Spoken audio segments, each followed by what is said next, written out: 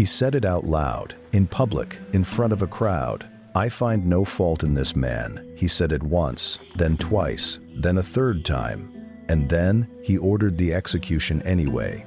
This is not the story of a monster.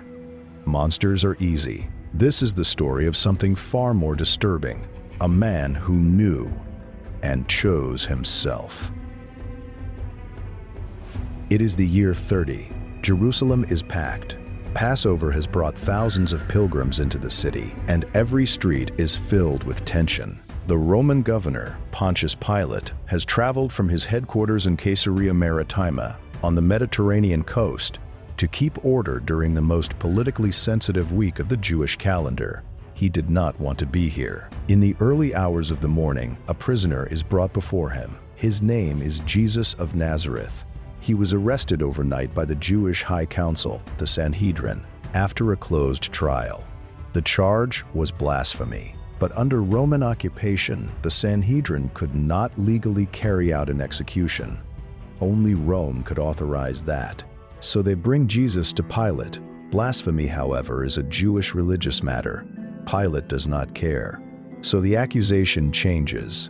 In the Gospel of Luke, chapter 23, the religious leaders tell Pilate that Jesus is stirring up the people, refusing to pay taxes, and claiming to be a king. Now it is a political charge. Now it is Pilate's problem. Pilate interrogates Jesus personally. The exchange, recorded in the Gospel of John, chapter 18, is one of the strangest conversations in all of Scripture. Pilate asks, "Are you the king of the Jews?" Jesus responds with a question of his own. Pilate grows frustrated. At one point he asks, "What is truth?" and walks away before any answer is given. Then Pilate steps back out to the waiting crowd. He announces, "I find no basis for a charge against this man." He tries to transfer the case to Herod Antipas, the ruler of Galilee, who happens to be in Jerusalem for the festival.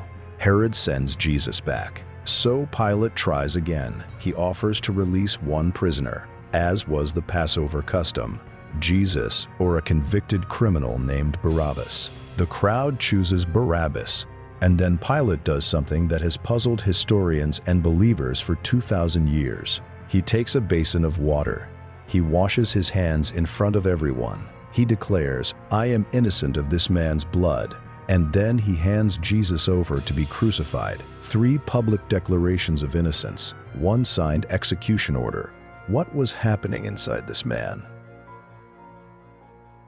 For a long time, some historians questioned whether Pontius Pilate was a real historical figure or simply a character shaped entirely by the gospel writers. In 1961, that question was settled. An Italian archaeologist named Antonio Frova was excavating the ruins of Caesarea Maritima. His team discovered a damaged limestone block that had been reused as a step in an ancient theater. When the stone was cleaned, a Latin inscription appeared. It read, "Pontius Pilatus, Prefectus Iudae."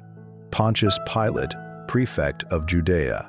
The stone is now in the Israel Museum in Jerusalem. It is the only physical artifact ever found that carries Pilate's name from his own lifetime. But the stone only confirms he existed. The written records reveal what kind of man he was. The Jewish historian Flavius Josephus, writing just decades after these events, describes Pilate as a man who provoked the Jewish people repeatedly and met protest with violence. On one occasion, he used funds from the Jewish temple treasury to build an aqueduct. When the people gathered to protest, he sent soldiers dressed as civilians into the crowd, armed with clubs. Many people were killed. The philosopher Philo of Alexandria, writing possibly within a decade of the trial itself, called Pilate merciless and ferocious, a man known for briberies, robberies, and executions without trial. This is not the hesitant, conflicted man we meet in the Gospels. There is one more detail that changes how we see the trial. Emperor Tiberius had already reprimanded Pilate on a previous occasion for provoking Jewish unrest. Pilate could not afford another complaint reaching Rome. His career, and possibly his life, depended on keeping this city from igniting. When you hold that fact in mind, the hesitation in the trial courtyard looks completely different. It was not about justice, it was about survival. So who was Pontius Pilate really? Scholars and theologians have been arguing about this for centuries, and they do not agree. The traditional reading of the Gospels presents Pilate as a man caught between his conscience and the pressure of the crowd. He tried more than once to free Jesus. He publicly declared the man's innocence. He even performed a ritual to show he wanted no part in what was happening. In this reading, Pilate is a tragic figure, a man given a clear moral moment who collapsed under pressure. Some historians, however, see something very different at work. Helen Bond, a scholar at the University of Edinburgh and one of the leading experts on Pilate, has argued that the gospel portrait of a sympathetic Pilate may have been shaped by the world in which the Gospels were written. The earliest Christian communities were living inside the Roman Empire. Describing Rome as the direct killer of their founder was politically dangerous. In this reading, some of Pilate's hesitation and remorse may reflect the needs of the writers more than the behavior of the man. Bond is not arguing the Gospels are fabricated. She is pointing out that every historical account is written from inside a specific situation, and that situation leaves traces on the text. A third reading focuses on the crowd itself. Passover in Jerusalem was the most volatile week of the year. Thousands of people. One poorly handled arrest could ignite the city. Pilate had crushed protests before, but this case carried different risks. Jesus had followers. His death needed the appearance of popular consent. The Barabbas offer, the hand-washing, the repeated public declarations, some scholars read these not as expressions of doubt, but as a calculated procedure to ensure the execution looked like the crowd's choice, not Rome's. None of these interpretations cancel each other out. They can exist inside the same story at the same time, but all three point to the same behavior: a powerful man performing innocence while signing the order he claims to oppose. And that behavior has a name. Psychologists call it moral disengagement. It is the process by which a person deactivates their own conscience in order to do something they know is wrong. The researcher Albert Bandura spent decades studying this pattern. One of its most common forms is what he called displacement of responsibility, transferring the moral weight of an action onto someone else. Pilate's hand-washing is one of the oldest recorded examples of this mechanism in history. By performing the ritual publicly, he made the crowd the moral actor. In his public statement, and possibly in his own mind, he was no longer making the choice. The crowd had decided he was only the instrument. But earlier in the trial, Pilate had also set a trap for himself. He declared Jesus innocent, out loud. 3 times, each declaration made reversing course harder. Psychologists call this the commitment trap. Once you state a position publicly, changing it feels like a personal defeat. So instead of reversing, Pilate found a way to proceed while keeping his stated position intact.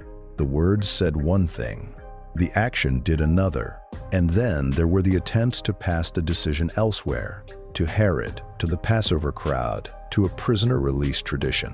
These were not acts of mercy, they were decision avoidance. Repeated attempts to make someone else accountable for something Pilate could not bring himself to own. What makes this so uncomfortable is not that Pilate was uniquely evil. It is that his pattern, declare innocence, outsource the decision, perform a ritual of clean hands, proceed anyway, appears in institutions and governments in every century since. The basin of water changes its shape, the mechanism does not. Here is the final detail that history preserved. Every Sunday in churches across every continent, Christians recite the Apostles' Creed, one of the oldest confessions of Christian faith in existence. Between the birth of Jesus and his death, one name is embedded in that creed: suffered under Pontius Pilate. He is the only non-divine human being permanently written into the central declaration of Christianity, not as a hero, not as a saint, as a marker, the man who was there, who said out loud that the prisoner was innocent, and then signed the order. The mystery of Pontius Pilate is not really about Rome or politics or ancient history. It is about the distance between knowing what is right and doing it, and how small that distance can be.